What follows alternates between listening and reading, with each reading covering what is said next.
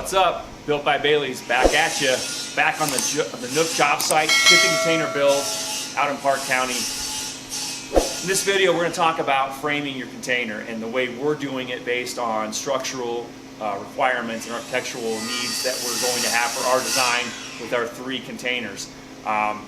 This may be a little bit different from some of the other things you've seen on YouTube. This is the way I decided we wanted to do it. I think this is going to work out best per this design and per structural requirements and architectural design as far as everything we're looking at doing. So we'll walk you through what we're doing here as far as our framing interior and for our bump outs as well, for the glass areas, for the beds. And we'll kind of walk through floor plan and how we're going to kind of combat some of the nuances, shall we say, and the tricky components of using containers to do a structure. So let's get started.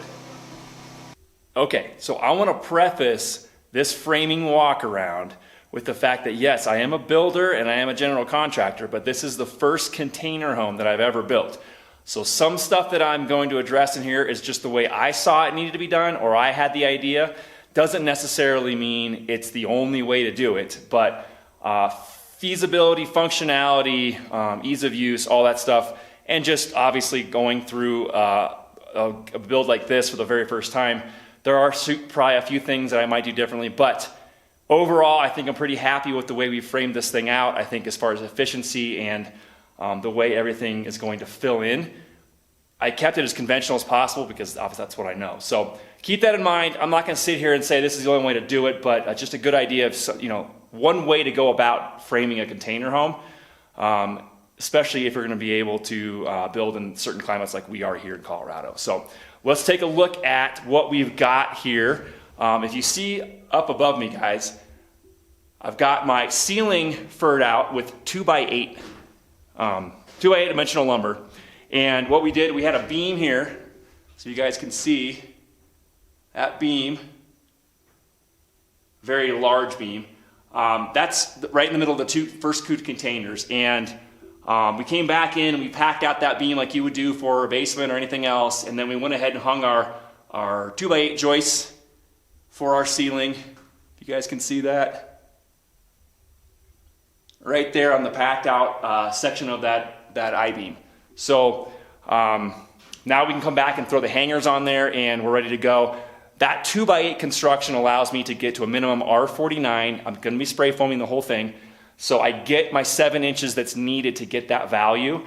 We'll get a little bit extra because I actually cheated it off the ceiling of the container about 3/4 of an inch. So I'm going to get over at R50 on the ceiling, on the roof. So don't worry about that. Since we're not over framing the roof, that's why I did that. Otherwise, you can come back in with 2x4 construction and overframe the roof, get your insulation value that way. Okay, second thing we did, and I'm going to flip this around. Here on the windows, as you can see, our window, and I'm going to walk outside and show you guys too, we've made wood window bucks so we could conventionally screw to the exterior framing with our nail fin on the window.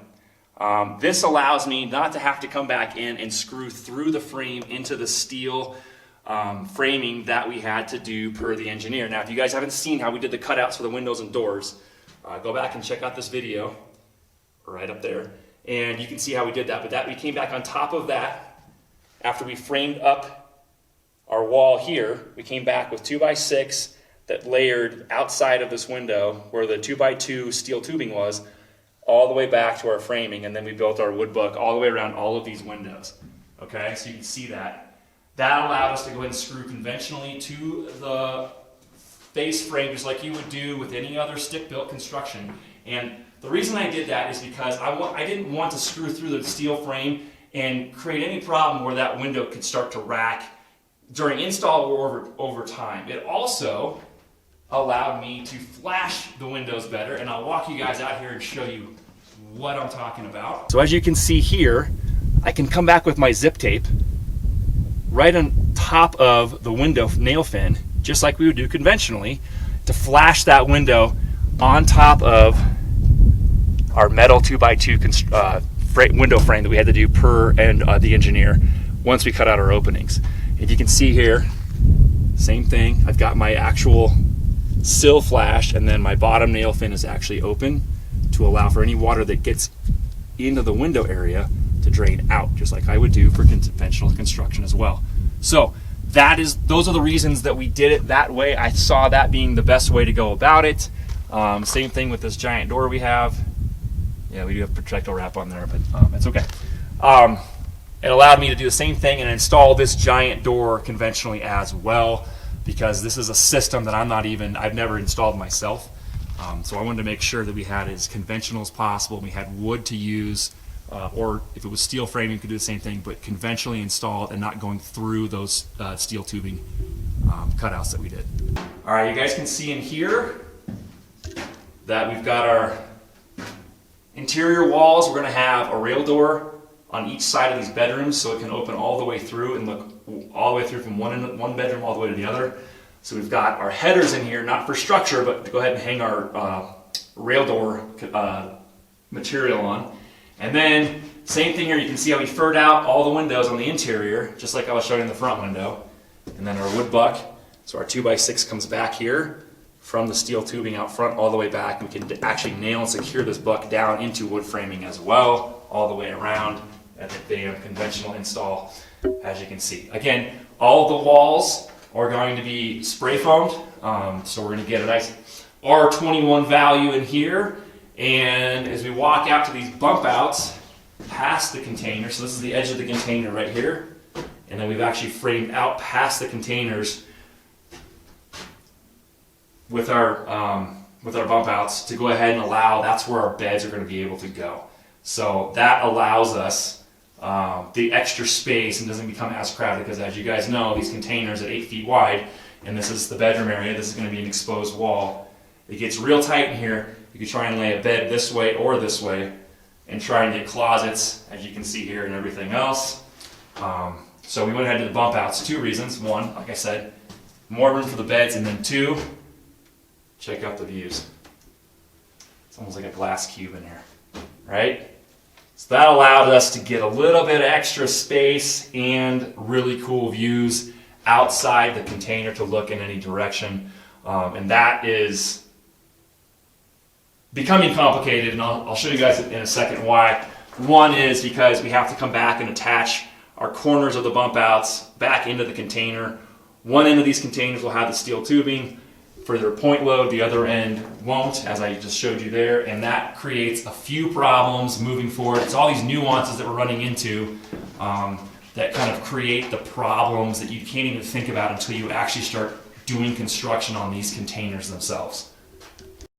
Okay, as you can see here, like I said, this wall is going to be exposed for the bedrooms and the bathroom. We're going to leave it exposed just for architectural aesthetics, and then it just allows us to, get an extra 4 inches of space as well.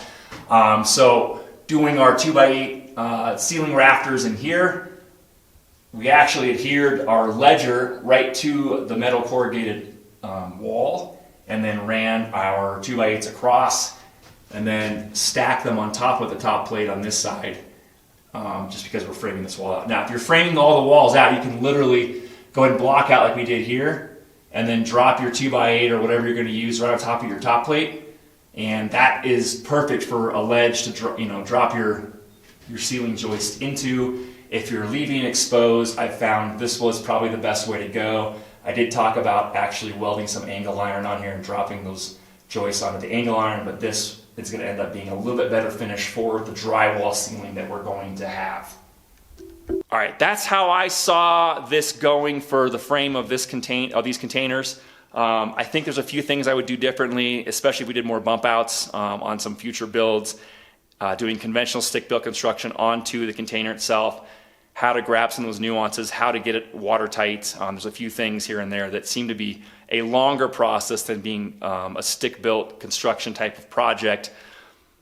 Maybe the next one I've got a few more ideas, but I think overall the framing that we did here is probably, most of it is going to be the way I would do it again. Again, that's my opinion. That's what I saw being the easiest way to go for the frame project itself. And I think it's going to work out pretty easily, especially as we're getting into MEPs, we're starting electrical, and we're going to start plumbing here in a couple days as well. So Drop your questions in the comments below. Obviously, don't forget, you guys, if this is your first time, hit that subscribe button. Hit the thumbs up, please. That kind of helps share the video. Let me know if you got any questions, comments, all that stuff can be dropped below. Keep watch on this container as we keep moving forward. The Nook playlist is where you want to be for this build, and we're going to keep rolling on this. So until next time, guys, keep building.